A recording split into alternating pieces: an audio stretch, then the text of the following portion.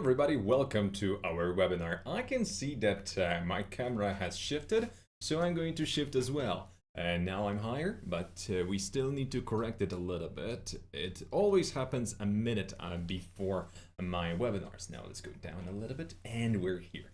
So hello guys, I am so glad to have you, ladies and gentlemen. Today we're going to be talking about your work, not mine, so it's going to be easier for me, but harder for you to listen a little bit about your own hard work. But I hope that the reviews are going to be mostly received in positive light, because all we're doing here is trying to improve our work. The images that you see here are the images that I liked the most from the previous webinar. That is why I used it for our thumbnail. So we're going to do the same for episode 7. So buckle up, because we're going to have a little bit of fun today. So hello from Kurdistan, Mohammed. Salam to all. Salam alaikum. Elvis here. Hello to you too. Hey Long, I just went through your work like a second ago. So really nice to have you here. Now. Hello, Mike. Hello. Hey, Rami. Hey, how are you? Hello, sir. Surrender. Hi, Arch Live. And we've got Soretti. So we pretty much are good to go. So, Jordan. Hey, how are you? Now, everybody's going to be slowly joining in, but today we're going to be mostly talking about your work. My name is Mike, and I'm a teacher for VizAcademy. VizAcademy is an online school that will teach you how to render beautiful photorealistic images in less than 7 weeks. Right now, we're as always, working on improvements to our program, and we're going to be adding new topics, and we're probably going to make it even better. So if you want to grab your seat, make sure to go to VizAcademy Co. UK and, well, check out our offer. But without any further ado, let's just get into it. And today I was blessed with quite a lot of images, but I only sorted through a few of them because I want to have a bit of a talk about each of those images. And I believe that one that I want to open with is from Nathaniel, because this image, I'm not seeing it for the first time. So this was a very cool thing for me, because as you know, guys, I recently was a juror in the 3D Awards. Now the winners are announced, so we can check out who won, who was the let's say the great winner. And right now those three people will be joining VizAcademy because they won a contest. So as you can see, the contest was won by pretty much amazing work. But for example, Sophia didn't only win it because she created some kind of good renders. The renders weren't really the thing. It's just that the overall presentation of her work was what gave her the win. And then we've got Sarah's beautiful videos that I believe we can play here, but I'm not sure if I can play the sound because I don't know if it's copyrighted or not, and I'm not going to be checking that with YouTube on a live. So hi Eduardo, I also seen your work. Gadi, Tirak, hello Tirak. Asim, hey, how are you? Does contest winner get free VizAcademy course? Yes, we decided that we're going to be we're going to give to the community a little bit more, and we want to do it via fair means, so we cannot just distribute our places to people that we thought that deserve it, because that would be unfair to everybody else. That is why we decided to be part of 3D Awards and actually participate as the sponsors. So the 3 winners of 3 categories, the image, student presentation, and video, got a place in our July's July's group that starts in a couple of weeks. So if you want to join the winners, make sure to grab your seat soon. So Alessandro still needs to reply to our email, and that's it. You're doing a Corona 12 review tutorial this year? Not this year. You mean this month? Yes, next week we're going to be talking about Corona 12.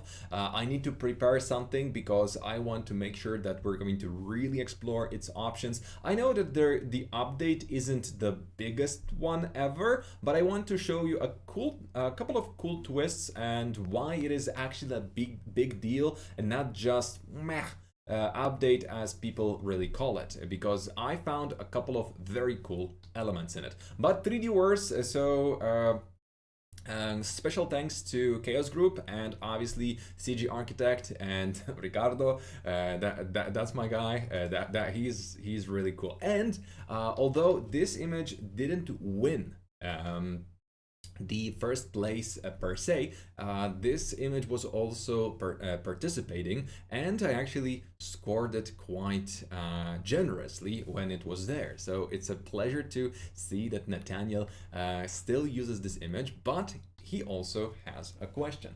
I recently joined the CG Architect Awards, and this is my entry. I edited a little bit, but it seems like something is still missing. Thank you for offering free webinars. You helped many artists more than you know. I don't know, so that is for sure.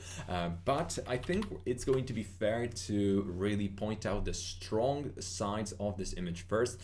And those are very cool details that I love seeing in images created by like anybody, because those aren't just details that come into fruition just because of luck. This had to be somebody putting in the hours. So for example, first is adding some kind of roughness map to your flat surfaces, just so that it looks more metallic, more realistic, and it has a little bit more potential. Next thing is the bump. Although in this case it is a little bit excessive, I love seeing it, especially when you will be delivering a high resolution image. This is really going to be the right path to go. Next thing, the strong element is actually adding the right level of horizon and filling the image to the brim. Although the sky is empty, this is not going to be counted as a mistake in my case. This is an element of the design, and a lot of artists can really go far with just blue sky. And this is one of those images where you can see that it actually adds to the column nature of this image. The things that I don't like is this color of the car. It kind of doesn't suit anything in here. It potentially would be suiting the elements on those plans here and there, but it's a totally different shade for me, and it kind of stands out, and there is no justification why the exact car is here, and it blows a little bit of the composition. Also, the reflections are a little bit empty, and then when you look at it, you actually see problems with mapping, and this is where the image falls, because mapping is going to be one of those things that you have to work always on. And this is not going to be easy to say, but that really shows that you weren't paying attention. Then we've got this rogue reflection. There are elements in your scene that you didn't add material to, and that is why we're seeing that. This is a huge mistake, and we absolutely hate that. So yes, this could be a random reflection of anything in the scene, but there's nothing in the scene that would suggest that color. I know it's a close-up element, so why would we be bothered? But then again, we see all of the windows are like that. They have a little bit of problems with the mapping. Then we've got problems with the reflection being absolutely flat, and there is the very well-known horizon. So we've got the ground horizon and the horizon. So those are elements that I would say are huge mistakes. And the palm trees are nice, they're juicy, the colors are consistent, and everything looks nice. If I were you, I would try to focus a little bit more power on this part. So I would make sure that the gradient is going to be a little bit stronger around the house, not only on the sides, because it takes away a little bit of attention from your shot. I hope you like my Batman. I did like it. Yes, it's here.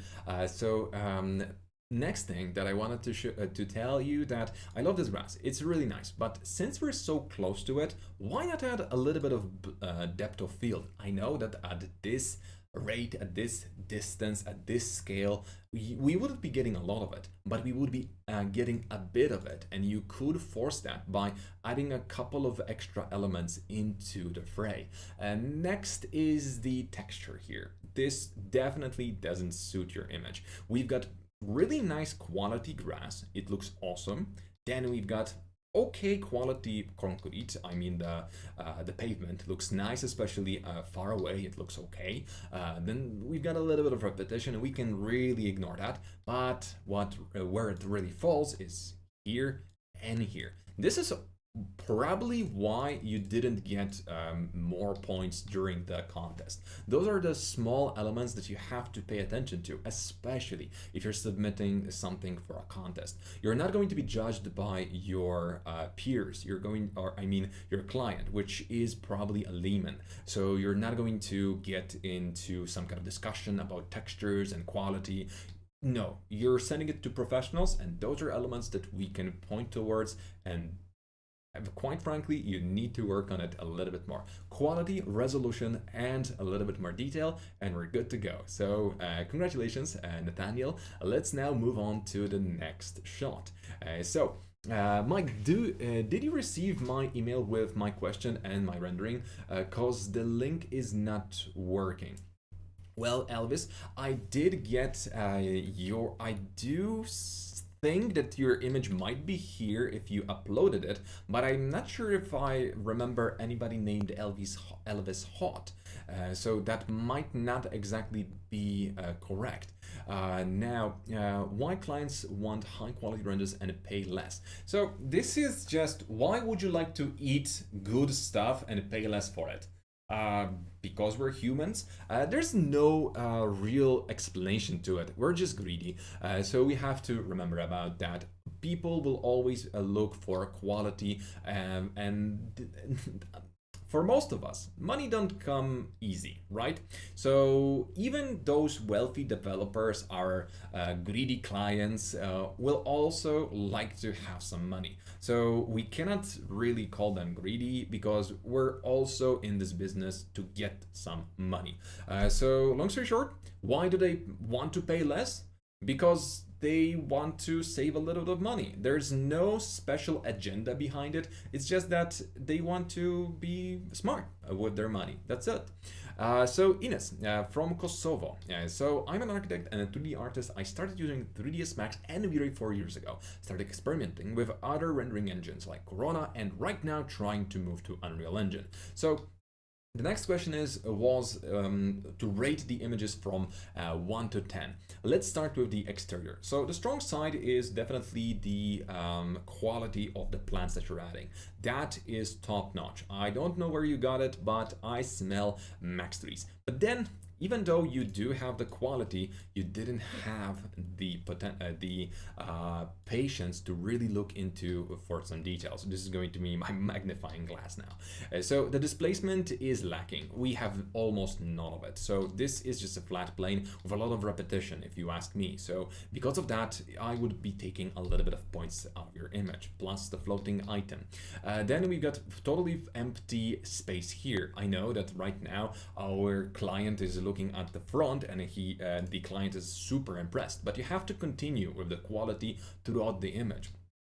Since you've added the mountains, they look good, but I don't feel like this area here is really good, because we have a slight cutout, we don't have any gradient on our sky, and it's quite frankly it looks a little bit like you just had enough of this image. The bump is too excessive on this element. I know it's bump and not displacement, because we do not cast the right shadows in here. So we need better displacement for the next episode, I guess.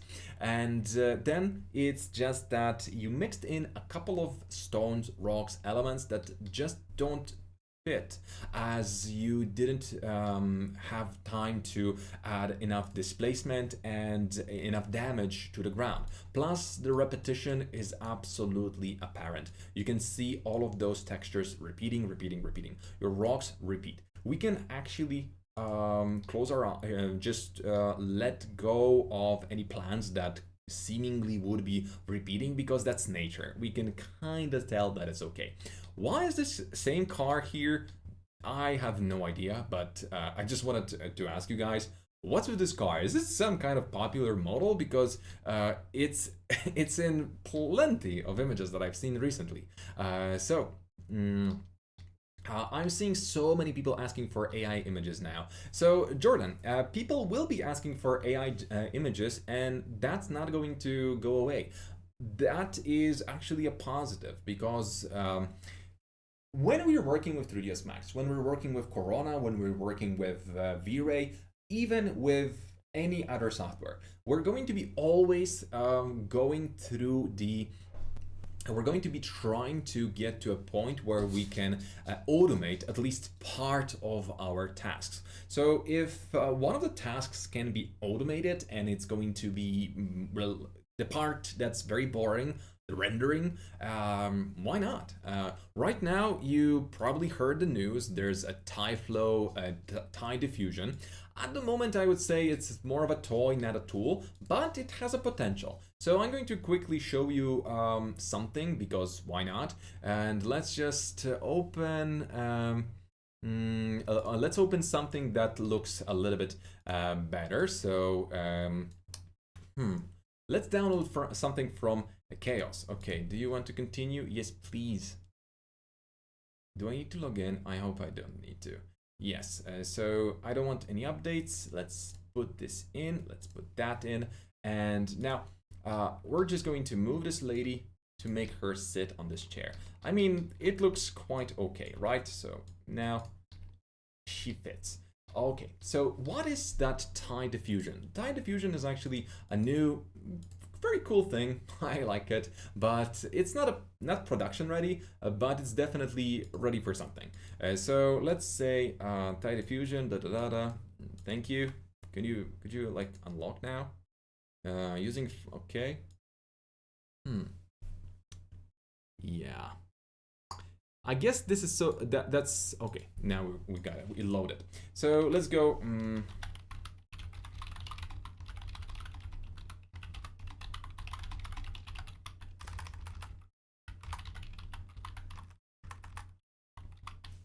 Photorealistic image of a woman sitting on an archer. So what's going to be cool about it is that once we load it into our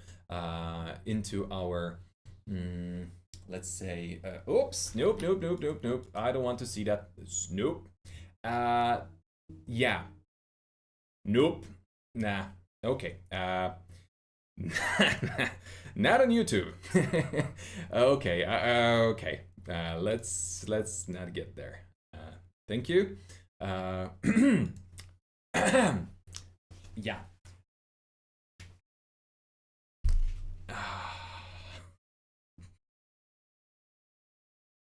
My God, I just almost got us banned. So yeah. Anyway, it's a beauty trick, as Filipinos said. And yes, it can be pretty nice, but I'm going to actually show you something that I prepared earlier, because this is going to be a nice summary of a project that I was testing it on. And to be honest, it delivers something. It can be, I actually will be using it to add backgrounds to some of my images, because I see a potential there. Then you can quickly prototype through some of the options that you want to explore without the rendering, which is really something. But pay attention to the main element, which is the fireplace. Nudity is the main focus of the AI, I guess, but I just didn't thought this through, that showing somebody a woman is going to immediately go towards the nudity. But lucky for me, I didn't see a dolphin. Let's see. Now, this was supposed to be a product shot. Later on, this is a context shot, and this was supposed to be a product. And because it massacres the product, I'll be honest, it's a cool party trick. This is going to allow you to fill your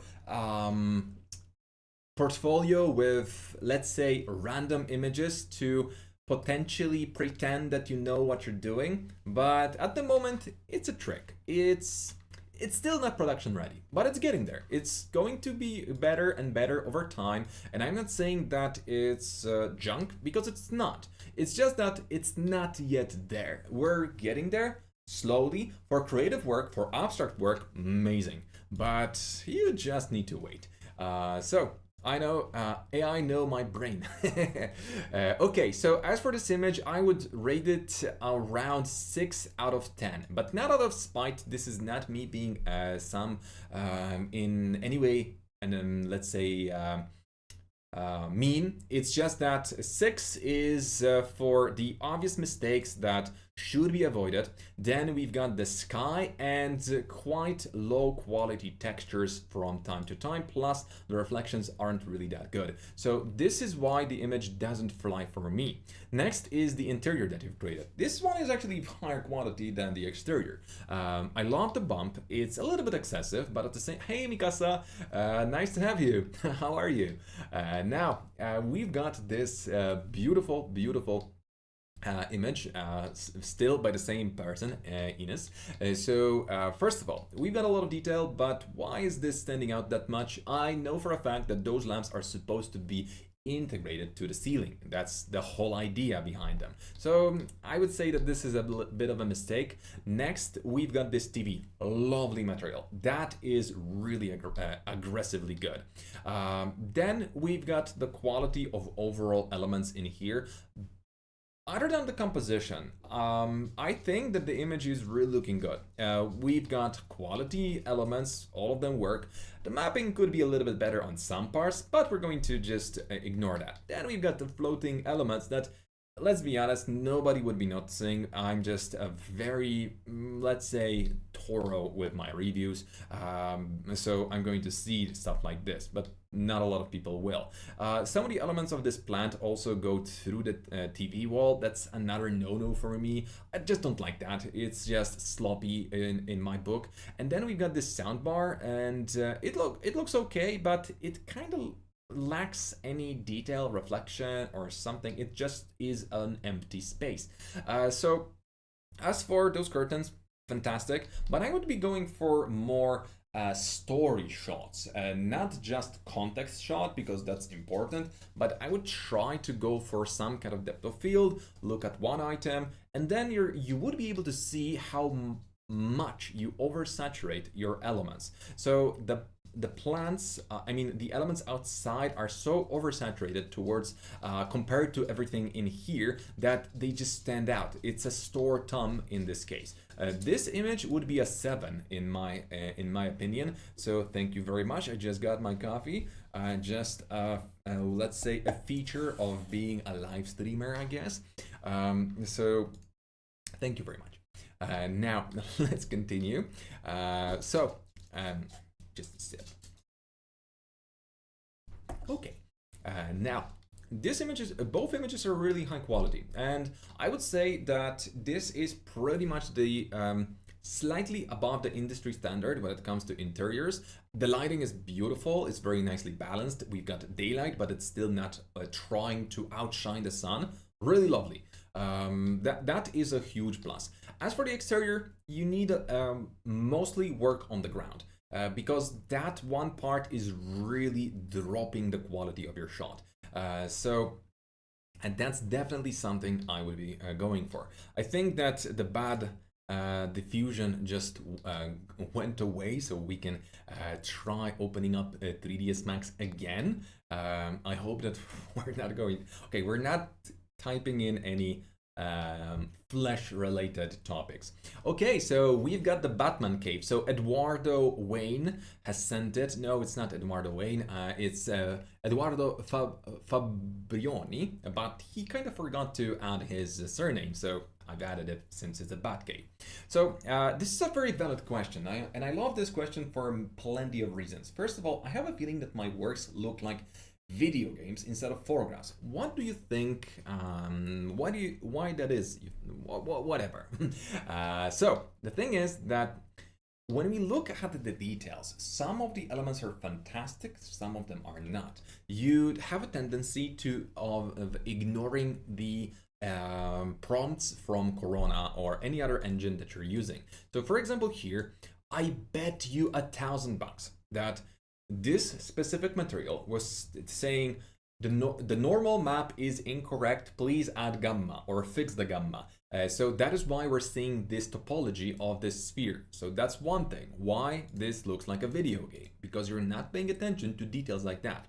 Then is the carpet. The carpet looks nice, but it's overscaled. If you would use the same quality as you have right now, but 5 times smaller, then we would be looking at hair strands and not some kind of I don't know, leeches trying to eat somebody on the bed.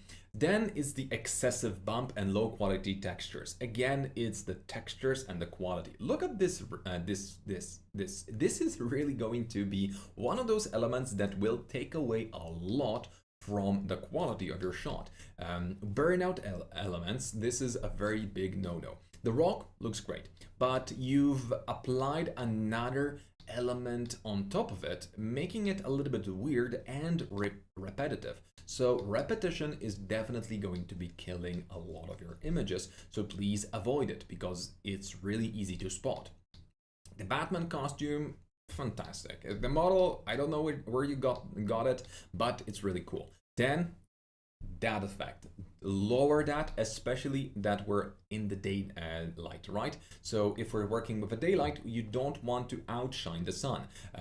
Look at this image. We're going to use it as an example. Although the lamps aren't my favorite, those are really looking good. Those are fantastic LEDs that add to the subtle looks and not outshine the sun. Then it's the plant. Nothing else needs to be said. It's just low quality. I love this model. It actually looks good. If we look at this portion alone, looks like a photo, but it all will be just one element at a time. The Batman looks realistic. Then the background, a little bit excessive bump, so it needs a bit better quality. The good quality texture, but bad quality textures here. It's 0 black and 255 white, so it's just a needless contrast without any gradients in it. Look at that. We got a little bit of shadow on the white or grayish area. Look how beautiful it looks like compared to the black void that you've created here. And then we got again black voids, and black voids. And this is just as bad as burning out your image, and you did so as well in this area and in this area. Then it's the background. Although it suggests, your image suggests that it's a very nice weather outside, we kind of don't see it in the image, and the bloom and glare is just not doing its justice. So the thing is that this image is really cool. It's cool. Like, you see it and you think, it's a cool place.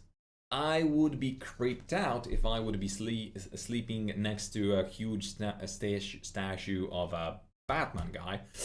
But if I would be a fan, I would be feeling protected, probably. Still, it's a nice man cave. It's a nice manly teenage-like or a collector-like bedroom. Lovely place, but it's definitely it will definitely need a couple of stitches. And then we've got the oversaturation of some of the elements, so we can see that we're losing the quality of the colors. This can be a feature, not a bug, so let's treat it that way. But then the quality of the texture drops dramatically, and we don't see why exactly. So that is definitely going to be one of those. Hi Mike, can you tell us where we can get clients? So In this case, I would probably suggest creating your portfolio. Make sure that it's filled with stuff that you will be pointing towards your clients. And if you're going to be targeting somebody, make sure that you will be targeting people that will be interested in your work.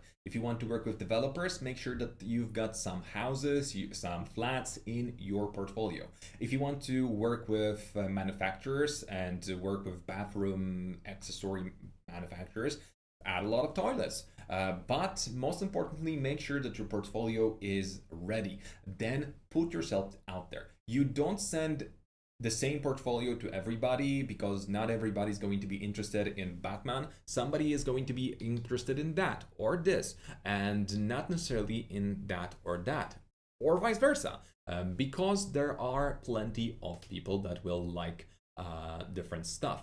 And most also kind of invest in some kind of marketing. You don't need to do a lot, but even if you cannot invest money because you're broke, invest your time. Make sure to be active on forums, be helpful, make sure to ask for opinions, and make sure to put yourself out there. Because if you're just going to wait and like, yeah, I'm going to get a client at some point, I've got nice images. No, you don't, because I haven't seen them. That's why you have to do it.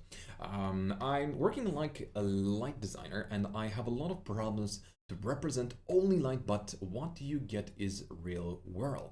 Alexander, so in that case, you would have to make sure that the model represents the light. You can do light scanning on the real objects to create the right IES files, and that's going to really help you a lot. Well, really appreciate those insights and scoldings included. I admit that I didn't focus enough on the details when you said you're sending it to professionals. It really hit me. I definitely pay more attention next time. Thanks, Mike. I love you. Hey, thank you, Nathaniel. I didn't mean to scold you. That's not it. I was giving you constructive criticism. And remember one thing. There's a huge difference between showing your work to friends and colleagues and showing your work to professionals. Professionals will be kind of more picky when it comes to topology, to textures. So you kind of have to think in those terms. But when it comes to topology and my clients, I do not care. If I'm going to be showing it to you guys, I will care, because you need to see both things, how it is supposed to be done and how I do it for a client. And I will be showing you both things during our webinars. So that's pretty much it. During our lessons in VizAcademy, we make sure that our students understand the difference between good topology and bad topology. So we've actually used one meme a lot.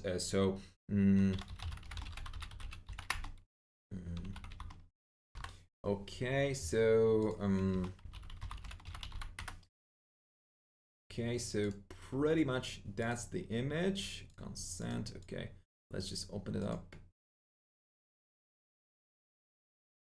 Let's see. So this is pretty much what we like to call the topology of your model.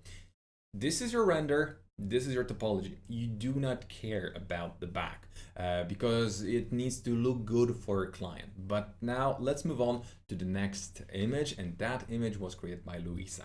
So Luisa had another valid question. Is this a good portfolio image? How can I make it better and more interesting? So is it good? Yes. But there are some elements that you have to look into and understand why this image fails to be interesting.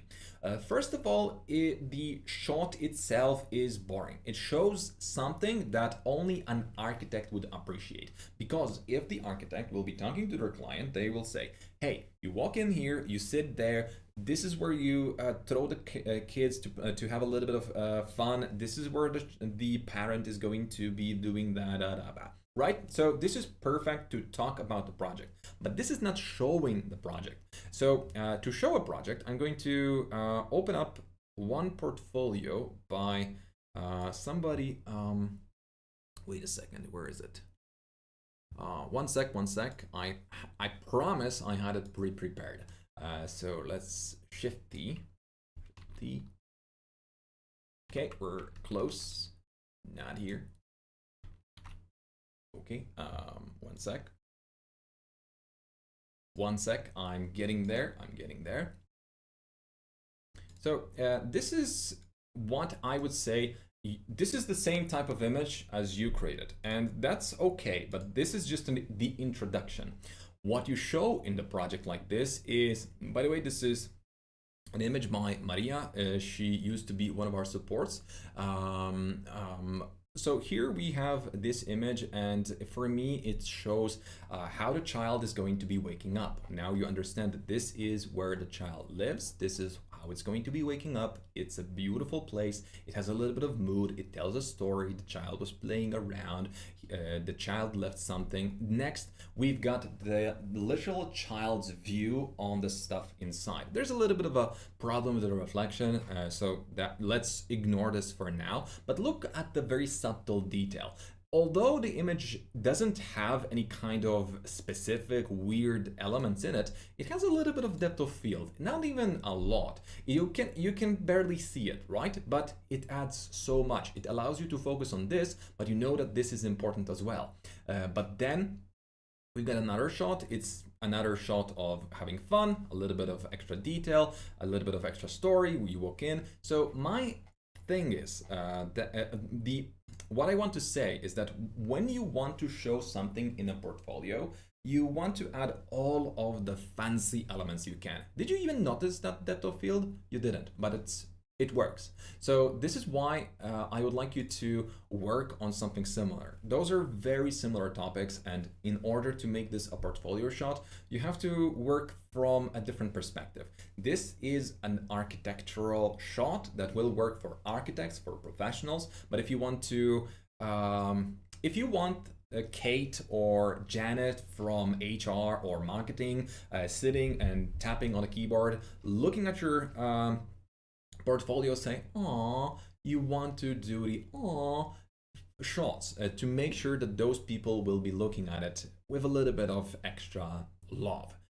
While we are on the portfolios, is there a website where we can look through others to get ideas for ours, how to lay them out? Also, what websites do you use to create Shodan? I use Behance. Behance is really easy to use, and now I'm going to be migrating to CG Architect because that's pretty much where I'm going to be moving all of my stuff, mostly because CG Architect has a huge potential since they're now working with Chaos. So this is only going to be a growing community. So Chaos Campus is part of the whole bigger picture from Chaos Group. So I'm expecting a lot of people to be soon going through towards CG Architect. So that's a probably good idea. Also, you know, Instagram, LinkedIn, all of the usual stuff. And it wouldn't hurt to have your own website. I know that it sounds a little bit far-fetched, but if you're going to get an email from joeschmo@gmail.com or office@mycompany.com or COUK, that kind of sounds more professional. So that's definitely it. Okay, so here is another thing. Abdul Hamid, we've got, please tell about storytelling in ArcViz. So storytelling in ArcViz is a gimmick that a lot of people will use to justify a little bit of junk in their scene. A lot of people actually use it with a quite high degree of success, but a lot of people will just pretend that they know what they're talking about. So storytelling is not about making sure that the image looks good and there are people looking at this area and saying, wow. No, it's more about actually positioning elements in such a way that your viewer is going to be easily following some kind of image idea. So first of all, what I like about this image composition is just that I love it because from the edge to the edge, it fits. And this really allows our eye to go from here, because that's where we are going to be starting looking at our images, and then we go like pretty much here. So here your eyes are going to be bouncing back. So looking at this image, you go here, you pretty much will stop somewhere in this area, and you will be going there. So what you want to do to have some kind of potential of storytelling, you want to place some elements that will represent some small scenes, or some kind of ideas, or even some kind of symbols that will show and help the viewer to go through the image. It's not about placing some kind of couple having a lovely dinner and smooches, because that's not it, because that's not a story. This is just random people somewhere. It's part of the composition, and those people were there, and that is why they're here, because it all made sense. This is what I would be calling the storytelling. It's not about just, if you're going to be working with multiple images, you might want to tell a story, quite literally. Person walks in, person leaves some shoes, then grabs some kind of piece of paper. You know, all of that can be possible with multiple images and items moving around from image to image. But if it's going to be just one still image, the story needs to be part of the composition. Now we've got Kadir.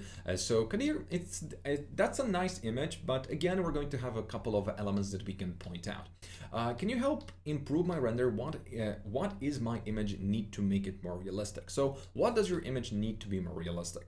Mostly you're going to have to look more at references. So I'm guessing that this is supposed to be a very popular type of lamp, a moon type of lamp, where you are supposed to have a little bit of translucency in it. But you chose to go for a porcelain metallic type of look. What's going to be a huge problem with this kind of objects is the reflection, because it's going to tell us exactly whether the model is of high or low quality. And in this case, I'm going to be somewhere in between. You can see that the reflection breaks in a couple of spots, especially on the edges. So that means that the quality of the model is low. So the interpolation of this model needs to be a little bit higher. Then is the material. It doesn't tell anything to us. We get reflection of identical room behind us. So that's pretty much, I mean, of the room behind us. That's really cool detail, but we don't have anything on the window. We have a little bit of noise, which is excessive, so that's a minus. You don't have any randomization on the chains. They're just too perfect, very fake-ish. Then the metal is again too perfect. I love this. It's really looking good. It fits the room. It's a nice composition. Overall, it's a very nice detail, but I'm just assuming that this is a little bit excessive. This is not acceptable noise. We have no, there's just no explanation for no bloom, no reflection in our window. There's just nothing, so that takes away a little bit of your from your quality. And then when we look at the carpet is going to be also super low quality texture. So you might want to look into that for a little bit for the next time. The props, perfect, really nice. The materials, probably you could go easier on the sheen, but you do you. It's okay to have this kind of level. It's still not looking bad. While we are on the portfolios, okay, hi, thank you so much for your comments. I wasn't totally happy with the final result, and now I can understand why. Glad to hear that, Luisa. Thanks, bro. You're welcome. Hi, Mike. Hi, PUBG. Hey. Hello, Mike. Hi, sir. Can you do a video on fabric material? How can I create different types of realistic fabric material like wool, cotton, silk, velvet? Well, we do have that, but it's actually part of our training, and I'm not sure if I'm going to be able to do a lot about that, but I might do a couple fabrics, for instance. Hi, Mike from Syria. Hi. In 3ds Max already not show in command panel. Can you solve that problem? So array doesn't show in command panel, and that's probably because you're using 3ds Max 2022 or 2021. Am I correct? An array won't be showing in command panel in the in your modifier on your modifier list if you're using an older version of 3ds Max. This feature was introduced in 2023 or 2024, but I'm not so sure. Potentially, if you're going to switch to 2025, you're definitely going to have it. Next image is going to be by Sandy. What to improve? Well, to be honest, there's not a lot of room for improvement, especially looking at the greens. Those are fantastic. Looking at the soil, phenomenal. Textures quality, phenomenal. Then the displacement, you want to work on that. Although we do have good mapping, you didn't really pay attention to the displacement, as displacement in Corona will create those kind of artifacts if there's going to be some kind of cut in texture, or the surfaces will have different smoothing groups. So if the smoothing group is going to be unified, you're going to avoid getting that cut. If there's still a cut, there must be some kind of physical cut on the geometry. If there is no physical cut and that didn't work, make sure to add a chamfer, and that way your displacement is going to be transferred from one surface to another. We could work a little bit more on those textures, a little bit of damage and wear and tear on all of the items. Props are looking fine, but why do we have the exact same repetition of honey being poured from one element to another? Not very realistic. You could add a bit of damage randomization and a little of, let's say, difference in between the elements. It's just that we do have a lot of that repetition in here. As for the background, it looks good, but I would probably try to hide this away a little bit to make sure that we focus on what we should be focusing on the most, and that is this area. So the composition itself isn't really working that well. And for that, I would be more inclined to do a shot like that, where we cut the part that we don't need, do something with the reflections, because those again kind of take a little bit of a spotlight because they're so bright, so visible, and not really necessary in here. So again, we would be focusing on the elements we want to see, and we actually would be seeing a little bit of depth of field. So now when you see it, guys, you know that the depth of field added to the forefront of your shot will be a good thing. But make sure that it actually belongs in your shot, it makes sense, and then you're going to be just as good as Sandy. Sandy, very good work. But you have to work on composition and some details in the background. Background takes away too much of attention. Your eyes will be gravitating towards this area because it's so bright, so contrasting. There's a lot of stuff going on there. Then let's talk about Mehdi. So Mehdi sent us this image, and first thing I love is those three elements at the top. Really lovely, really high quality. I love the colors. But again, we're going to be seeing some elements that we could probably make better. So for example, we've got the typical motion blurry movement without movement of the wheels. Okay, let's ignore that. So, but then, are you sure that those plants aren't supposed to be moving if everything else is blurred? You should be consistent with that. You should have a little bit of motion blur, especially on the elements that are closer to your camera. A lot of elements are unreadable. They're just dark, black, and then we see that there's no detail in the building itself. I mean, we don't need a lot of it, but we need some. And just putting curtains, every curtain the same color, same size, same shape, is not a good idea. It's lazy, it saves you a lot of time, but it's not a good idea. In the end, a lot of small details are missing, and you should be breaking the color with something. I mean, the blue is looking good. It fits perfectly to the sky, and it's a really nice thing. But I kind of would like to see something red, or something that's going to be a bit of, you know, you first look here, you go here, and you look at the image, and you don't know what's going on because everything in here, which is supposedly the most important part of the image, is just not important because it's so dark and you cannot see any detail. Are you trying to only show us the logo or something? I don't know, but it doesn't really nicely translate to the viewer. Everything around the building is more interesting than the building itself. You are right, thank you. Oh, nice to hear that. Hi, Mike from Syria. Any damage material is available in 3ds Max by default. Not by default, but Corona does have you covered. Has you covered. So let's go ahead and look into the materials. So where are those? Am I blind? 3D models. That's probably not materials. Okay. All assets. Wait a second. Raiders, collections, HRIs. Am I dumb?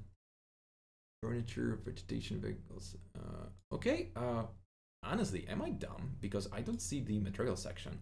I'm going to try to update the Chaos Cosmos, and we're going to try to move on.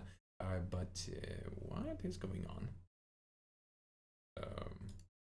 Okay, I'm not in the downloaded section. 3D models, that's not the category. Guys, help. Oh, that's the reason for it, probably. No, still not.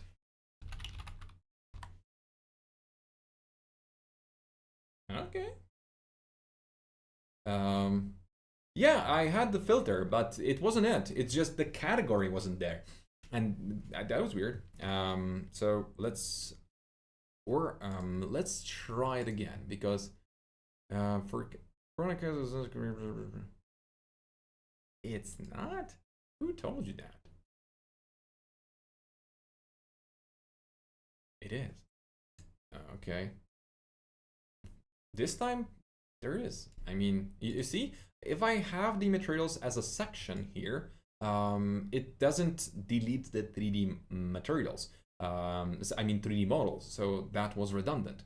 Anyway, the question was, does the 3ds Max come with some kind of damage materials? No, but you want to check out the decals from Chaos, and especially in Corona, it's extremely easy to use them. So we're going to be probably making a video especially on decals, because last time I didn't have enough time to go over that topic, and I kind of feel like everybody needs it.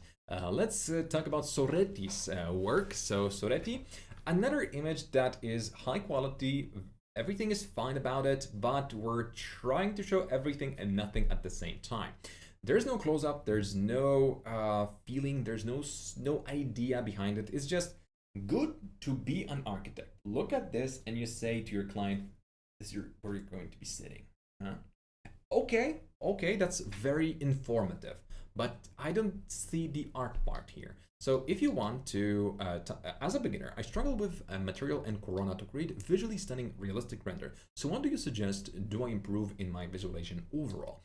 First of all, change the appeal or angles. So you want to look at some of the images that, some references that you like, and compare what works and what doesn't.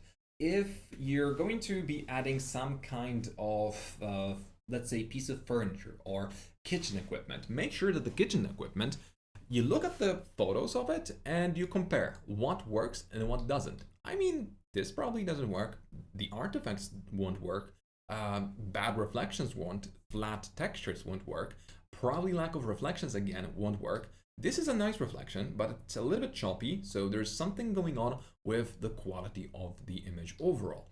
Then look at this. If we're going to look at this object and we would have a nice depth of field with a chair in the shot, we would tell so much more to the client. Then it's the overburn in here without any bloom and glare.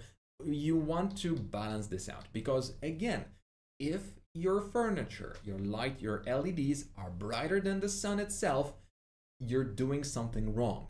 So this is something wrong. This is a little bit over contrasted, and again we're lacking some kind of normal map correction, because this shows problems. Quality of the plant, let's say that is okay, but you definitely want to look for something better in the future. Sofa, perfect, nothing to add, nothing to take, it's just good. Emptiness, so stunning visuals don't come cheap. You have to put in the extra details, you have to add the extra reflections, and you have to work on the planks to make sure that they work really nicely. This is the detail that I want to see on more items of yours. So this is the quality you're going for: some extra bumps, some extra reflections, some extra imperfections. Nothing in your scene has it, and you should be adding it. It's not that your image is wrong, it's not bad, it's very good, it's high quality, but it can be better, because I know that with this question, you will next time deliver something 10 times better. Which version of 3ds Max is the best? Please recommend to me. So the current one. There's no downside to using a newer version of 3ds Max, other than you're older, you're not going to be able to open the current projects saved in 3ds Max 2025 in 2021 or older. So that's the only downside, but you're getting more features, better responsiveness, better loading times. Everything is better in newer versions, although the changes are very cosmetic. Where can I send my renderings for you to evaluate? Ali. At the moment, we have all of the evaluations closed, but for in a month, we're going to be making another video like this, and you're going to be able to be on the lookout and also participate that way. Don't come cheap. Another word for the day. Hey, thank you. Okay, I'm now going to be quoted. I need to watch what I'm saying. Okay, so here we are at our next image. This is by ImJad, and how can I improve the quality of the render? So to improve the quality of this particular render, you're going to have to decide whether you're working with day or night shot. The in-between shot is okay, but what I don't like, and correct me if I'm wrong, but if the sky, if the sun is shining from that side and we're getting the shadows from this side, wouldn't that make this image a little bit impossible? That's first thing that come to my mind, and because this is a very common thing that people won't be bothered to look at the shadows in their images, and a lot of times you're going to see a literal cloud like this. Let's say that this is a cloud, your sun is here and the shadow is on this side. So this is not going to be looking good, because it's not really going to be a good idea to work with something like that. Then we've got the typical low quality plants that look a little bit like from Mario. Also, we've got texture repetition that shows, so you have to work on that. For you, my main suggestion would be look at more references. At the moment, you're working on a very nice ideas, because you're trying to work with pairs. I can see that. So those belong to one another, and this is a really nice composition trick. But and this belongs at the top. But this is not enough, because we've got no reflections, we've got no detail, we also lack any kind of life in the reflection, because it's just boringly flat. There's no imperfection. Everything just doesn't have any chamfers, doesn't have any extra wear and tear. Even a chipped edge somewhere would be cool, but everything is just XYZ perfection. So that won't ever look realistic. Some elements on their own look nice, but are you sure you cannot move this plant just a little bit? Or you cannot fix the textures just a little bit? You know, those are details that come for free, but they will cost you attention. So once you look at your image, you can still re-render a region to correct details. Those details will add up. Those always will make your image better. Somebody much smarter than me once said, art is never finished, it is only abandoned. So in art, there's always something that we can improve. And in your case, we can improve a little bit more than just a couple of things. First of all, we've got reflections. Then we've got the colors and reflections. We've got, again, colors and materials. Plus, we've got the amount of light for it to get this composition. Not exactly.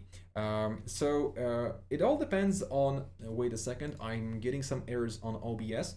So in order to see a building like that, you would actually need to use a wider lens. So you can get a perspective like this by standing up, placing your camera on a tripod on pretty much 2 meters height, whatever, and even using your phone, setting it to 0.5 and standing approximately like 20 meters from, no, 10, 15 meters from the building, you would be able to get this kind of angle, but it would be a little bit distorted. That is why in professional photography, we also use the tilt shift correction in order to avoid this kind of problem. And here we don't have it, so that is pretty much redundant. So long. Yeah, so I also recognize this image, and I believe that it also was uploaded to the CG Awards as 3D Awards. From CG Architect. So long. There are people who like and don't like my renders. Is there a way to make everybody like it? Force them. Like literally force them to like it. Get a gun, make sure to just force them to it. Or improve your work. But to be honest, there's no way that everybody's going to like everything you create. We can improve elements, we can work on them, but even if your work is going to be photorealistically perfect, even if it's going to be telling the best story, if the composition is going to be most lovely, not everybody loves Mona Lisa. Not everybody loves I don't know, Taylor Swift music. But it is definitely going to make you feel better about yourself. So what you really should be asking is, how do I make renders that I like? So this is the question you need to be answering always, because if you like your work, you're always going to be improving it. If you don't like it at all, you're just going to be staying on the same level because you're not going to be getting pleasure from improving it. So what I would say is keep on working, get more experience, get better. But we can also point towards a couple of elements. So the quality of the people is okay, we can keep them, and I like this thing, it's like cool. But at the same time, those people kind of don't belong here. I mean, those might be tourists, but the scenery doesn't suggest that it is. Also, everything here is looking very nice. The quality, perfect. But we're definitely going to need a little bit longer render time because the pixels are kind of noisy. The plants are a little bit choppy. Also, we do have this gigantic roof that's very dark, and we see no detail in it. And believe me, if we would be seeing some beams, some small reflections, some anything, ryuk, if you want to go for some shinigamis here and there, it would be perfect. But something that's going to be just a little bit out there to just show us that this is not a blank void or just some kind of cutout that you forgot about. You always have to add something in those places. Sky is really nice, but we're overburning this area without the bloom, so we have to add more of the bloom. Some volumetrics would be appreciated, just a notch of it to make sure that it looks better. And again, this is in your immediate, let's say, view of the camera. You really think somebody is not going to be looking at it and thinking, that's 3D. That you can get away with that, but why not add a rock here to hide a couple of details that you know that aren't really the highest quality? So again, it's not that your work is wrong, it's not like it's bad, but you kind of need to pay attention more to the details, and then you're going to get better along. So we need translation for Arabic. Sorry for not speaking Arabic. I'll work on that. So Haris, it's your turn. So please review my render and why am I not getting realistic result? So there are a couple of things that will help you with your realism. I can share render many times, but no comment. Please comment on my render. I've literally took everything that was uploaded for this webinar, and I don't think I've seen PUBG Boy as anybody who uploaded. So can you tell me what name you used when you were uploading. Then you've got this image. So Haris, in this case, I don't have a lot of things to say. It's a very nice image, but we've got usual suspects. So for example, some of the details on the building were added later, after the mapping. So that is why we've got this weird stretch, because you were insetting in this area and the mapping just got ruined and you didn't see it. Then you also can see that there's a lot of repetition of the texture. We generally don't like this. There's a little bit of repetition in here, but again, let's ignore that. Tiles. I mean, we can also think that this is okay, but you know very well that this wouldn't fly in real life. You have to make sure that either this line goes up or that we don't cut the bricks in just at weird angles. So that's another thing. This is nice, the plants are nice, but the colors are kind of a little bit UFO green, so I would definitely work on that. The reflections are too perfect, you need to add a little bit of wobble. We did talk about wobble on previous webinars, so please make sure to look into that if you have time. Next, plants are intersecting with the elements. If they are in such important spot as this is, you definitely want to work on that. The cars are levitating. This is some kind of new Tesla, I guess. The one that just glides above the road. And then we've got no drivers. So if you're asking how to make them more realistic, add realism. Add drivers, add reflections that will make sense. Make sure that the elements will be, let's say, belonging to one biome. Make sure that the lighting is going to be correct. And also, don't add as much repetition as you have right now, especially on the buildings, because that really shows. The patterns are going to be a huge sore. Then again, it's the perfection of the masonry of the people that built it. So in this case, you should add a little bit of corner around edges or chamfers into your object. Corner around edges can be added with additional bump map that's going to be the roughness radius. And at that point, you're going to be able to create some beautiful, beautiful details on the edges of your object. So in this case, it's pretty much that. Let's go to a next folder, and that is Aniket. So this is a very high quality image, and I like it. It's over sharpened, and it's a little bit too much for my taste. I've only been getting into 3ds Max for 3 months, and thanks for your free lectures and tips. I'm getting better and better every day. Love your work, really, because this is the type of work I like, because I know that you did it not because you were commissioned, but this is art, and art leads to good portfolios. So keep it up. Now, Aniket, we've got this image, and as per usual, we have some problems with your horizon. Make sure to not over sharpen your images as much as you did, because at this point I would like to just take this image into Photoshop and literally lower the resolution of it, because at the moment it's a little bit excessive, and I'm going to show you a trick that I believe everybody's going to enjoy. It's the trick that Pixar uses, and you're going to be hearing about this exclusively here, but probably there are a couple of videos on it created by couple of other creators on YouTube. But we're going to be pointing out the over sharpening. So in this case, I'm going to go for image.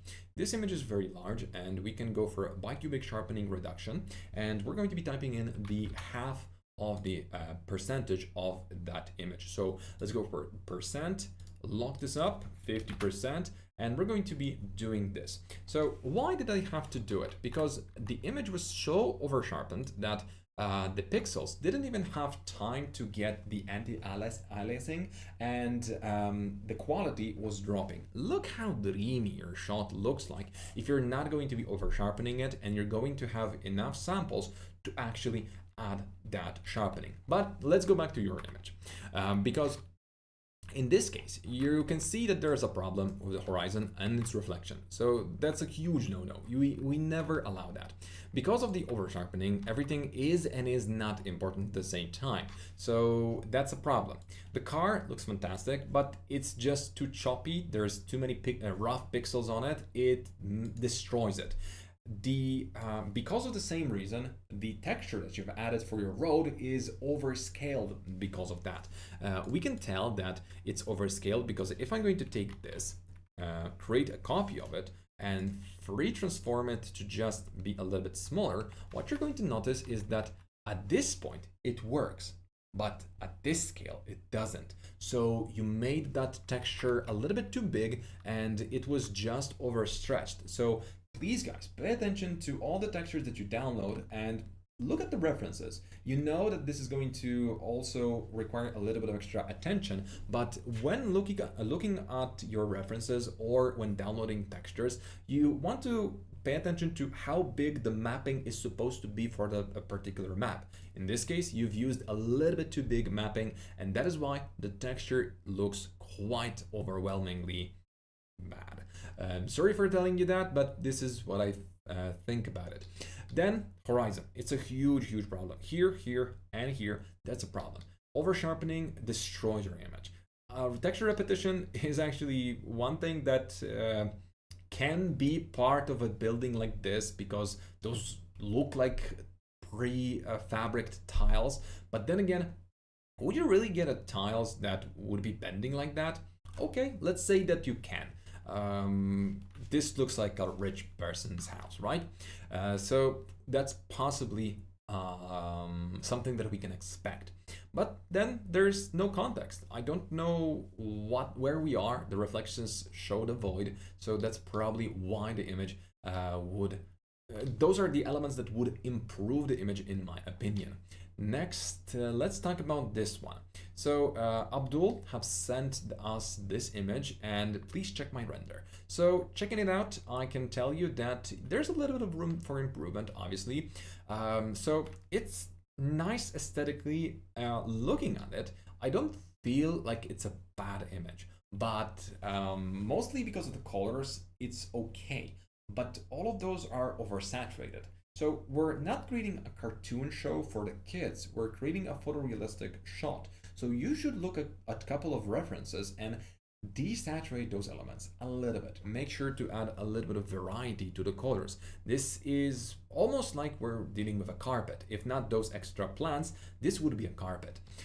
Then we've got the obvious mistake of not applying the correct textures in the correct slots. You're actually adding the opacity map, you've actually added the wrong opacity map, and that is why we've got this effect. So this 3 is totally out of question. That's a mistake. No roughness, no detail, everything is so polished that it looks like built for kids out of Lego. So definitely you need to work on that. The plants at the back, okay, but a repetition shows, so use some different plants, or make sure to follow our tutorial on how to add variety to trees that are the same but different. Make sure to watch our tree tutorial or tree live webinar and start somewhere around 25 minutes, because that's the most important element you're going to get out of it. Depth of field would be very cool, and I don't like the fact that you've built everything up to this point and you can even tell that there's no shadow dropping here because you just added everything that is going to be seen. That's smart, but the shadows are also seen. So we should be adding more. Oversaturation is the hugest mistake in this image. Then we could work a little bit more on the geometry, but I kind of like it. I kind of like the details that you've added inside, and overall it's fine. But again, you wouldn't be getting this amount of light during a daylight shot. Impossible. So you have to work on this a little bit. So frickin', so whoever you are, we have no questions here. but I'm going to assume that you want to hear some criticism. So in your case, I love the fact that you randomized a lot of elements, and this is looking cool. But the reflections are also supposed to be randomized. Look at references of buildings like that, and make sure to take away that one crucial part of it. So okay, so skyscraper glass reflection. Look at this. Whenever you see reflections on a skyscraper or a bigger building, although at first glance, it's just reflection, right? Everything is perfect. No, it's not. Every freaking window is going to have some deformations, and this is what makes it more realistic. This is what makes it and those reflections cool. You should be adding a little bit of wobbliness, especially for buildings that will have so many windows. That has to be absolutely added. Gerwix, witaj, jak przed chwilą wysłałem render pod how to participate. To są jakieś szanse dzisiaj na omówienie? Well, probably. So I'll translate this. So if you send something right now, I might be able to squeeze in a couple of images if there is a chance, if we have enough time. Also, if my voice is going to allow me to do that, because remember, this is also a little bit of tiring, but I'm going to see if we can do something about it, okay? Okay. Also, thank you for participating. How green should be greens be the rough answer? Okay, so how green should be the greens? That's a cool question. So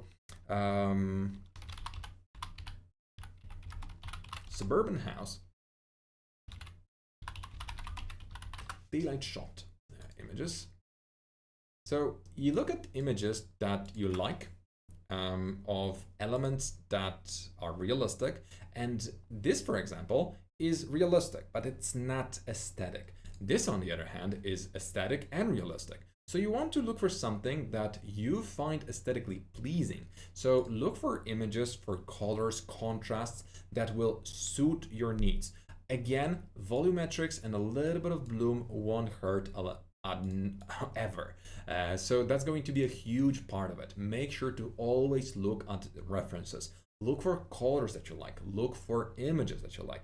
Look for anything that you find pleasing, and then recreate it. Because if you're going to be only basing your images on, hey, grass, green, yes, that's supposed to be green. Yes, it will be green, but to be honest, it's a little bit more yellowy. It's a little bit darker. It's less saturated. It's typically going to be slightly different to what you would see in normal circumstances. So for example, here, the green is just too much. Also, the repetition, awful. And that is a huge problem. Those leaves, okay, look nice. We have something going on here, but those are not corresponding to any of the trees that we have in here. So you might want to work on that. Then we've got a very strongly displaced and not necessarily correctly added stripes and signals on our roads. The texture is a little bit out of place. This looks like a pasted in element in Photoshop, to be honest. And again, it's just the details that when you look at this image, it looks good, but I would say that this is a brilliant preview. Brilliant preview. It's just that it needs more work. So, Brecken, let's continue. So, Rajin, let's continue. How could I make this better? This is my first interior render. So, congratulations. For a first try, I would say it's really good. So, the things that I would try to improve is the mapping. The one thing that you definitely need to work more on is the mapping. Make sure to, again, look at the references and see how typical furniture in kitchen is going to be built. And I think that we would be expecting this element to be built from a part like this, a part like that, a part like this, and another like that. Then we would have another part like that, right? So if we would have those parts, those would be mapped differently along the longer edge. So the texture is supposed to be going like here, but also here. So it just goes the wrong way. You added mapping globally, that's fine. I like the lighting, it's looking nice. The reflection is too perfect. The same idea as with windows applies to your furniture as well, especially as shiny, because you never will see any kind of reflections like that. And you're missing glass in here, or is it supposed to be an opened cabinet without any kind of glass? Maybe that's just design. Here the reflection is again too perfect. Everything is too perfect. You need to start adding chamfers. You need to add a little bit more. You must work more on the details, like rounded edges. Look at those edges here. We've got a very small amount of roundness around them, right? Look how beautiful they are. Look at that. This is too sharp. You could cut your hands on it. This needs to be changed. As for the props that you've added, I would say that those are just random elements that you had laying around, found somewhere on over the internet. So I'm not going to be commenting on that, but definitely you want to work a little bit more on the composition. And I don't think that a lot of people would be keeping their photos in the kitchen, but it's a nice way of adding a signature, I guess. So now let's go to Gabo's folder. Or the image. So Gabo, in your case, I would say that this is a very decent image. And although we can still apply a couple of typical fixes, I don't think it's bad. So first thing is the reflection on the floor. People pay money to not have as big cracks between the planks. Make sure to fix that. I like the texture, but you kind of overstretched it. You can see all of the pixels showing. You can individually mark each square for the pixel. That's a mistake. Then what I would be talking about is the background. The background is very low quality compared to the interior.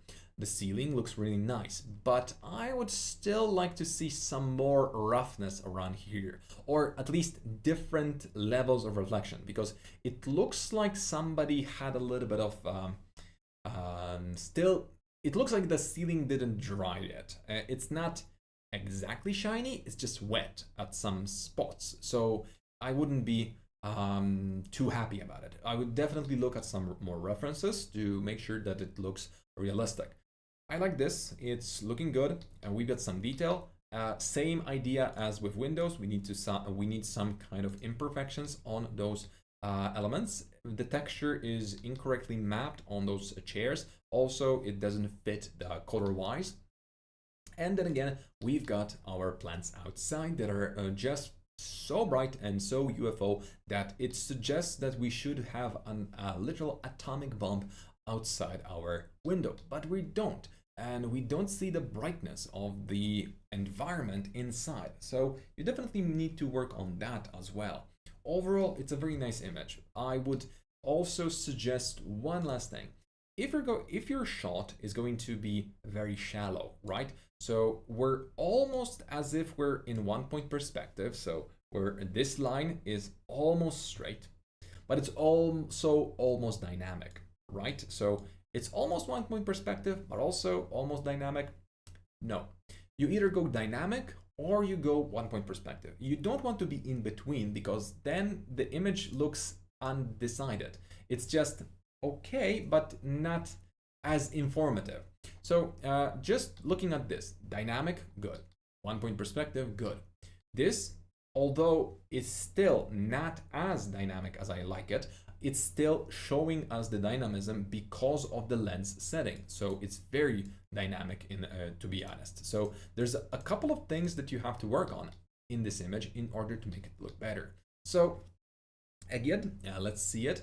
So how to get better with a low quality laptop? It's a brilliant question, I would say. So thank you so much, Mike. I'll take care of the things you said before rendering. Thank you.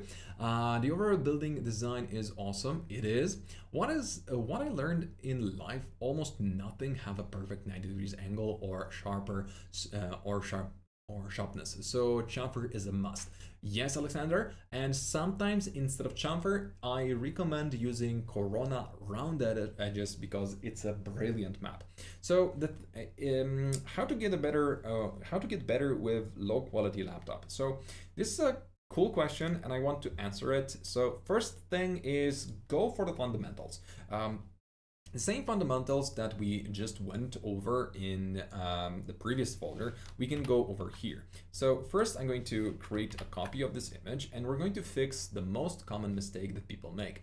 Lines on z-axis should be perfectly straight, or at least we should make sure that those are as close to perfection as we can. So custom, let's just correct this the opposite way. So as soon as we are going to get there, as soon as those lines are almost perfect or just perfect, that wasn't it. Okay, so let's go for 0. Perfect. Now, okay. This immediately fixes some of your image. That's just better. It's better composition-wise, professionally. It's just what you should be going for, because if we're going to see those images with that distortion on z-axis, you're always going to have the third perspective, and at that point your image is going to have be subpar. It doesn't take a good laptop to not add objects that would be intersecting with your geometry, so that's another thing. But now let's actually address the question. So what would I do if I would have a low quality laptop? I would definitely refer to for some help. So Rebus Render Farm, for example, Fox Farm, those are the services that I use. I recommend you to compare them. Rebus is amazing, never had a problem with them, and their support is really helpful. So they are also very generous when it comes to your mistakes. They can kind of help you out a little bit if you wasted a couple of points and say, sorry, I made a mistake. They are helpful. As for the Fox Render Farm, I did use them a couple of times, and I must say that those are very inexpensive, and the system is really easy to use. Both are fantastic, so this would be my way of working with high quality images, high resolution images, referring to render farms. Why? Because if you don't have money to purchase a new laptop, you probably don't make those renders for free, right?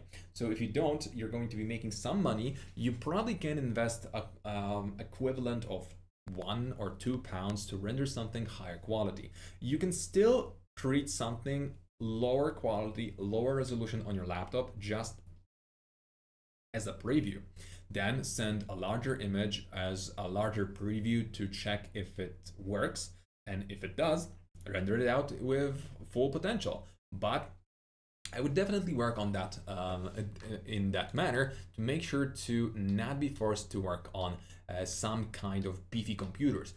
At the same time, right now, the AMD is launching their new line of processors, the Threadripper 9000, and to be honest, it's over 9000, right? So that means that if you go to, for example, camel.com, you will be able to see the drop in prices for all the equipment that previously was a little bit more expensive. So just buy one or two, let's say, premieres back, models back, equipment. If you have a low quality laptop, you could buy something that 3 years ago was the new best thing, but right now it's just 3 years old technology. So at that point, you're going to still get something amazing, but it's like 1/5 of a price that it started with. And it really works that way. So thanks for the tips, yo. What are the small details that we should look out for case in the, I believe, small details compounds and make up for a good result? So the details that you should be looking for is mostly reflections. So if an object is supposedly going to if an object like this, it looks good, why doesn't it have those gathered reflections? Why? You can see that even here we have a beautiful gathered reflection. Those are mostly not reflections, but just light gatherings on the top. But you can see that this is lacking it, and that's because we don't have any chamfers. But then again, we've got the chamfers on the beams. So here in Omar's work, we have a lot of good and a lot of bad, but we have to take both. So what I like is that you're focusing the light from the spotlight, and this makes sense because it's an office. So that absolutely makes sense. But then again, we're burning out some elements. So you should balance this out a little bit better. And the texture, you should be using some bumps. Definitely that is a little bit too big texture, and you should be rescaling it slightly, but still it looks good. It's just it is just a little bit too big. We need chamfers, we need lower RGB values. So I encourage you to read about albedo in Corona and other software. If you're going to be using this kind of coloring, you're going to be running into issues. Also, the usual suspect, reflections. Reflections are too flat and everything is perfect. So that would be something I would be correcting. Then again, we've got a little bit of repetition in the texture, but I'm going to ignore it because of the fabric. So it's very hard to randomize it.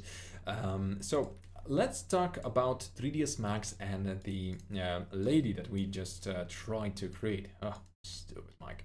So anyway, what I was trying to say is that whenever we're going to be working with our images, and especially those images that have white objects in it, and if you set something to be just purely white and start rendering it in Corona, you want to take a moment to check the albedo. Albedo can be found in render setup, in Corona render setup, render elements, albedo. Add it in before rendering the whole thing bigger. So what you're going to notice is that albedo will show us objects that have the wrong color. So what does wrong color mean? Well, it's a very simple idea. So let's look at Corona physical material and make this sphere that we typically look at a little bit bigger. So let's make sure to preview object type, show preview. Okay, so let's make this bigger. How did you open preview window? That's what I was looking for. Okay, so we've got the preview window. Let's make it bigger, right? So this is a normal material. Let's add roughness that's going to be almost 0 or 0. So we've got beautiful reflection on a gray object, right? Even if you look at your beautiful white teeth in the mirror, you're still going to be able to see some kind of reflection on top of it, because even the whitest, brightest elements won't go far above the RGB 200 unless they're overburned or very, very, very bright due to excessive light. But if we're going to still look at the reflection, but go for 255 in the RGB, there's a very sad and a very bad element, or a very bad thing happening. Our reflection is being blurred with the brightness of the object. And at that point, there's a problem with so-called anti-aliasing. So you can see that there are some, you probably don't see it, but some of the edges of the object closer to the brightest spots are a little bit jagged. There's a little bit of problem with the rendering. And what does it mean? Well, it means that our object is going to take way longer to render, and it's going to overall drop the quality of the image because the albedo is red. One of the solutions to this problem would be to lower the RGB by just going like this, right? So now it's gray and it's great. Yes, but sometimes you're going to be facing a little bit different problem, and that is you're going to be working with a texture that is just white. So to avoid this, you're going to have to make sure that you lower the level of your RGB. So in this case, we're going to be going for something like 74, 75%. 70 is really going to be okay. But this way, you're still going to get a beautiful white object, just like you needed it. You're going to still leave enough space for the reflections, and your albedo is not going to be slowing down your render. So in your case, Omar, we can definitely see that your albedo is definitely suffering, and this render had to be really long and it took forever. So hey, Mike Johns, my RTX 3090 is still a beast, and 1270K is not bad. My upgrade to 1370K, I used laptops my whole life, but no more. I built the PC 2 weeks ago. Congratulations.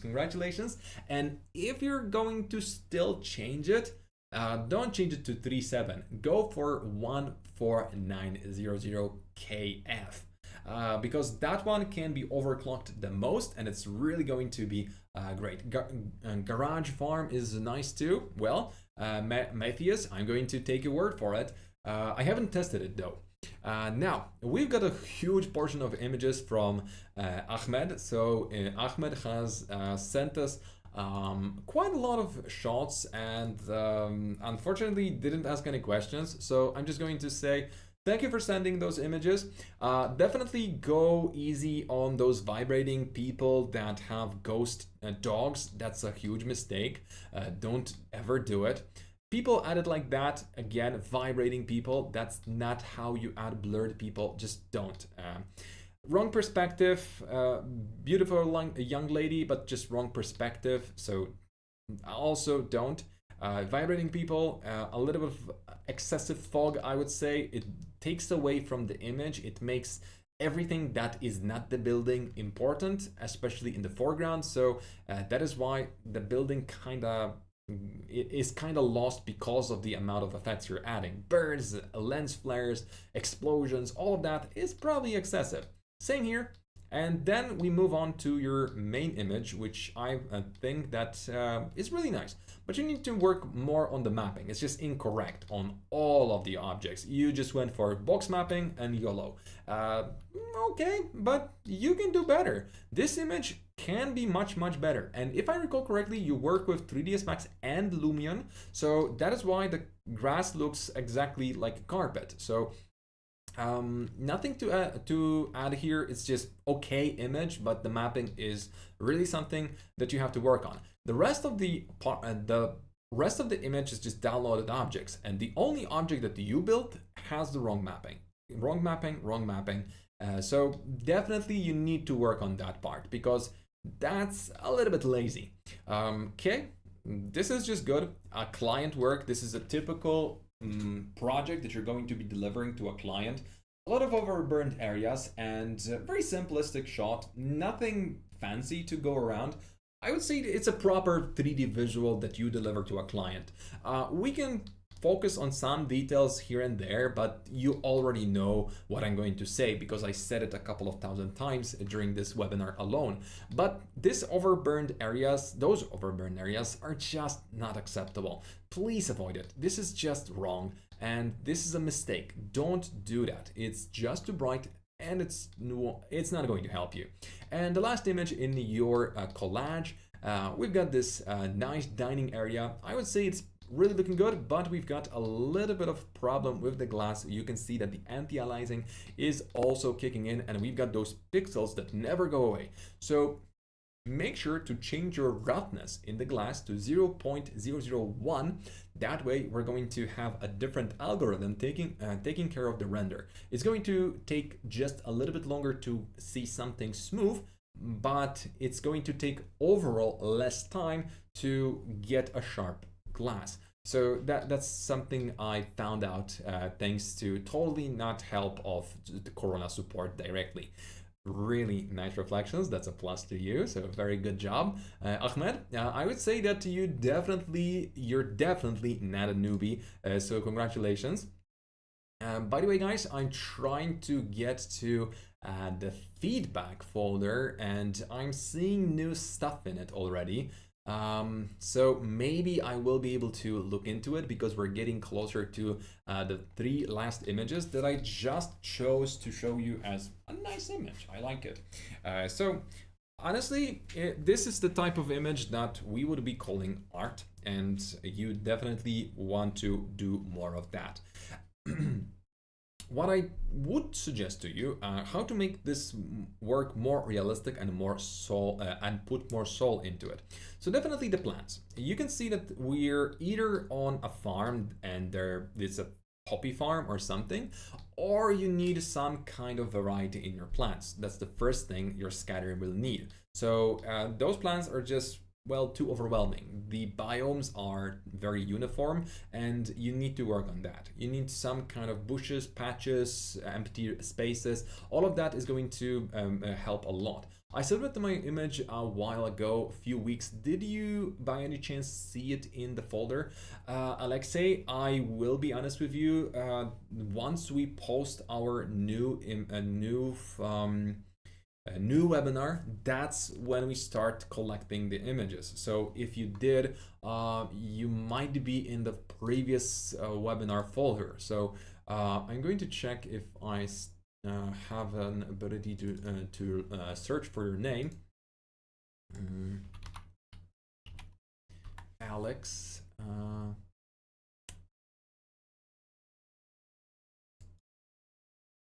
No, sorry.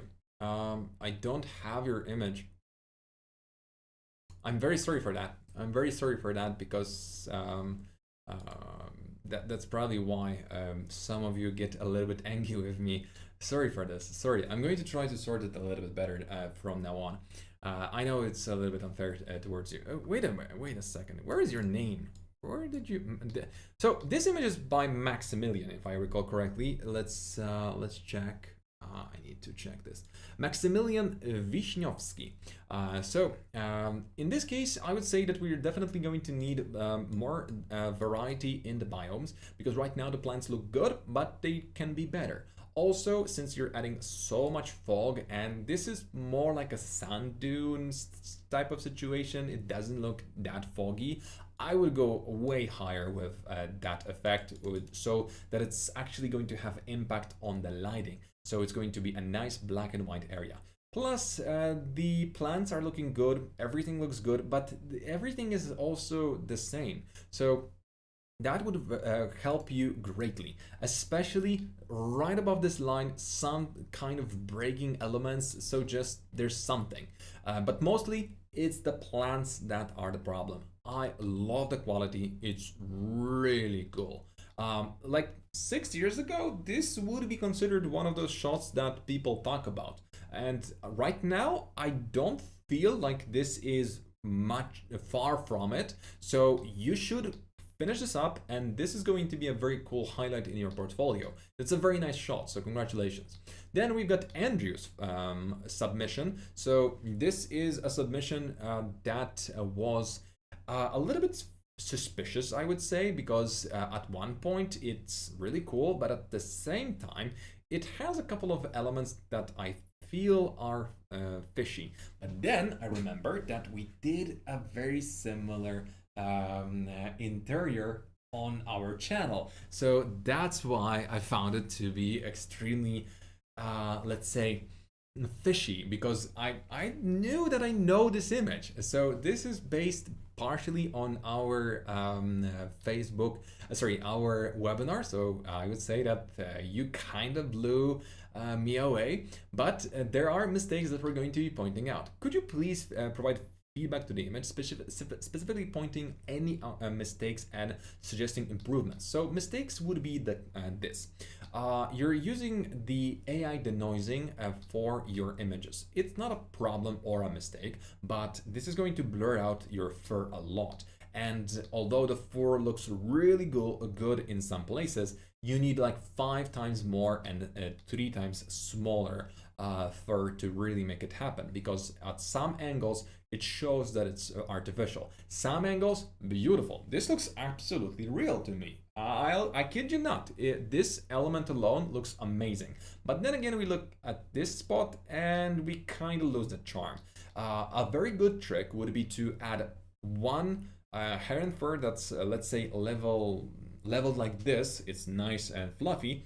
And then another one that's shorter, but also a little bit more pointy. So that way you're going to fill all of the areas, and there's no way that we're going to see this rat's nest at any point. Very good pillows. Again, there's a little bit of that problem with the fur. That is why I hate fur in 3ds Max. I really do. That's my nemesis. Then we've got the horizon. Horizon is at a weird angle. We're either at a lake or at an infinity pool, or something is a little bit far-fetched. So you have to correct it. Typically, when working with your background, you want to make sure that you follow the main rules. Here we've got our vanishing line, so let's try to follow something extra, okay? And another line in here. So the point where those lines were cut, this is pretty much your horizon line. So your horizon is way too low. You can clearly see that this is going to be a problem. So if we trace it, it's pretty much out there, but it's somewhere at this level. So in order to really see that horizon and make it make sense, you can trace those lines or just activate the horizon in your Corona camera. And this way, you're going to be able to know that this line is supposed to be somewhere around here, unless we're at the lake. But then if we are, still the trees would go way higher and it would be way bigger. So yeah, this is why the image kind of looks weird, but it's not really a big mistake. It's still aesthetic, I like it, but you can still improve it. Oh, by the way, don't. That texture, don't. Whoever gave it to you, use another one. And now we've got Taha's work. So this is one shot of my project in TX. Anyway, feel free to destroy my image. Anything needs to become a photorealistic image, sir. The more you tell me, the more mistakes you fix, I guess. The happier I am. My main concern of exteriors almost always is about lighting. Software used, 3ds Max, Corona, PS, and stable diffusion. That's actually a really cool thing to say, that you used so many different softwares. So the thing that really stands out for me is this cutout between the mountains and your sky, a little bit weird. This unnecessary element, photographers would be probably removing it in post. Reflection, too perfect, so that's going to be a mistake. The stable diffusion, people are always a little bit too perfect. Those are, you can see where the problem lays. Your overlay on the object or the person wasn't that accurate. And you can tell that those are photoshopped in or smooshed in because those beautiful ladies with super model makeup and this super Chad, kind of looks like me, a guy, you know, those are all going to be the AI generated people. And there's nothing wrong about beautiful people, that's fine, that they exist. But the problem is that all of them are different noise level. You can see that the noise here is different to the noise here. Those are not the same. And because of that, they stand out. And this definitely is one of those elements that kind of is a mistake. Then we've got texture repetition. Even on a small object like this, a huge column, this is going to be seen. This is something that is visible. Window detail is just missing. So reflection, it's too perfect. I mean, we need to add the wobbliness. I like the fact that you've added some trees to add the extra reflection, and there's actually some context around the building. That's actually smart of you, but you need to work more. As for the lighting, I don't think your lighting is wrong. I don't think it's bad. It's just that you're overexposing the shot. You're not clearly showing us the direction you're taking this image. So the mountains have different shadows to the building. You can see that the shadows are on the opposite side. That's the same mistake I pointed out when people are making the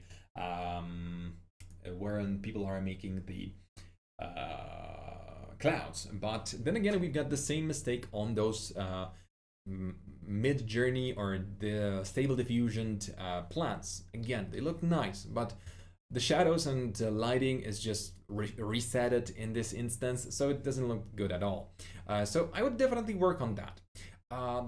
Those elements just overscaled, the texture is just too big. I don't know if this is one of those places where tongues ride on roads, but compared to this guy, this would be like this wide. So this guy is probably going to be I don't know, like wide, right? So probably that's a little bit too wide. And look at that displacement. This displacement shows that you didn't work enough on the topology of the geometry of your object, and that is why we're seeing that. That's cool. That's it. That is really nicely, let's say, the noise quality in this area makes it look realistic. So there are strong sides and there are bad sides of this image. So now I think we went through all of the submissions for that were selected. Some of the images weren't really, let's say, for public to be seen, because in many cases you're going to be seeing a lot of images that not necessarily need to be shown, especially when we type in a woman in stable diffusion. Don't do it. So now we're going to try something different. We're going to take a piece of furniture and we're not going to be adding a woman, because nudity is not very welcome in YouTube terms. So okay, let's see the downloaded stuff, and we're going to go for a 3. Yeah, that sounds good. Okay, we got that, and now we're going to test out that element with the stable diffusion. So Thai diffusion, if you're going to go to the Flow website, you can get this for free. Just download the free version and you're going to be able to get it. You don't even need to sign up for anything. That's super duper cool. So abstract shot with a 3 and Mox says in photorealistic style. I don't know. I don't use a lot of stable diffusion, but we're going to see what it can do for us, and we're going to now wait for it to use what we've shown it in the viewport. So it adds up what we had.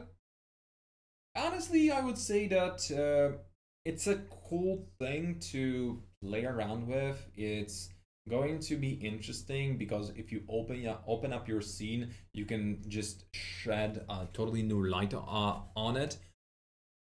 It's not yet there for me, but if I would be a total beginner, I would probably use it to fill my portfolio with a couple of images, just to, I don't know, maybe pretend that I know what I'm doing. And I kind of like it. It's okay. It's okay.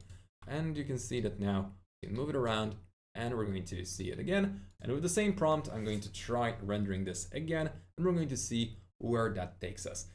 So guys, I think we're not going to be seeing the images that were uploaded just a minute ago, because it's going to be a bit of a hassle to go through that. What is a good overall output of what the industry expects of what to expect from a final output? So that was a little bit of a tongue twister, but I'm going to say this. To be honest, I used to really dislike adding people to my renders. Still, stable diffusion came along. I had totally changed my game for making people look realistic. Alexei, I agree. They sometimes look good, and sometimes you can improve how they look overall. And honestly, I don't think it's a bad idea to add people to your scene. I do not avoid it, but you absolutely, well, it's a new technology, so we have to kind of get into it and understand how it's done. So it's going to take a little bit of time to figure out what we want to get. Maybe this AI is not good with empty scenes and only one object, I guess.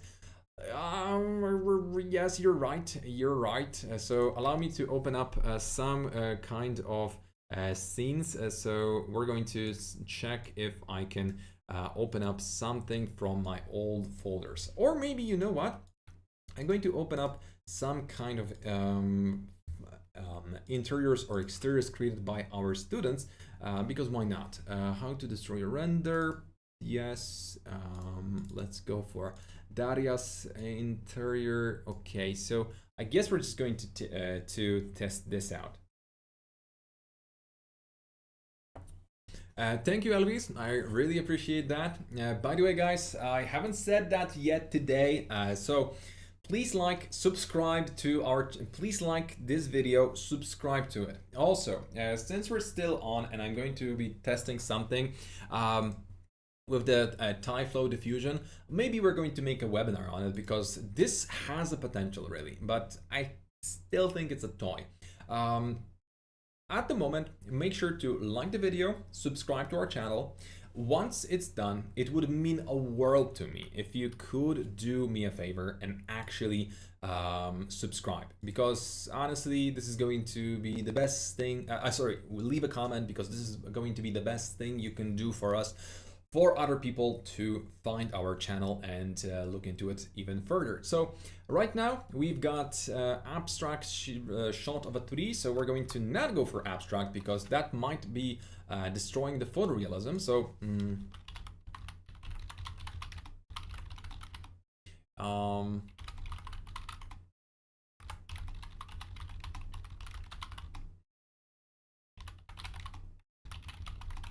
bright orange lamps and leather sofa. Okay. Yeah, negative prompt nude. I hope it helps. Yeah, let's change the resolution. Steps, let's take 25, and this was supposed to be 2.5. So, generation. Okay, let's generate it. Okay, so the image is being built.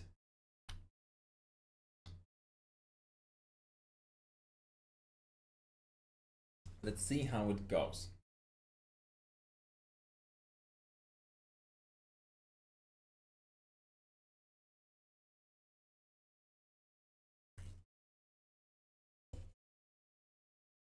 I'm not sure what to say. It's a very cool, gimmicky, tricky. We're going to see again. The cool thing is that you can re-roll and get new ideas for like free in seconds. So let's save it up. So let's save it as pictures, downloads, image 1. Let's see what we've created. And behold, our creation.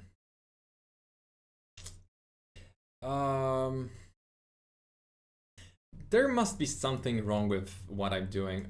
We probably can get a better result if we're going to. No. This is it for today, guys. So we're going to see each other in a week. Next week we're going to be talking about Corona 12.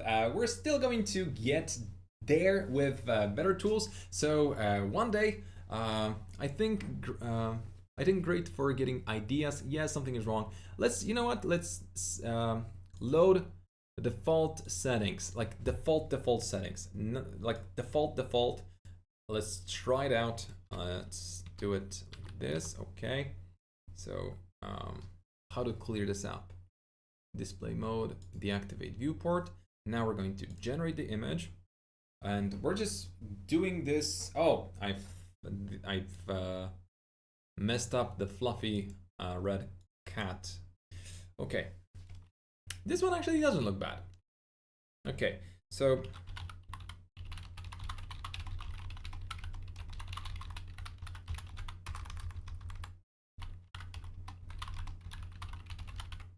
okay, see you in the next lecture. Yeah, I'm going to just skedaddle in a second, just checking out if we can actually get that.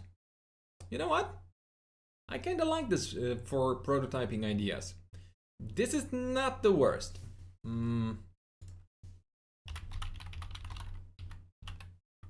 Orange lamps. Yeah, not bad at all. The problem I have with it is I don't have the full control over every aspect. This is going to get better over time, but I still would like to reimagine just the top of the image. Not bad. I'm surprised I guessed the lighting correctly. Yeah, that is actually very cool, and we can actually re-roll this. So that's going to just be totally different each time.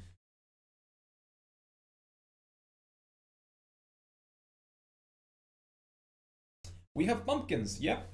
Yeah, not bad. Not bad.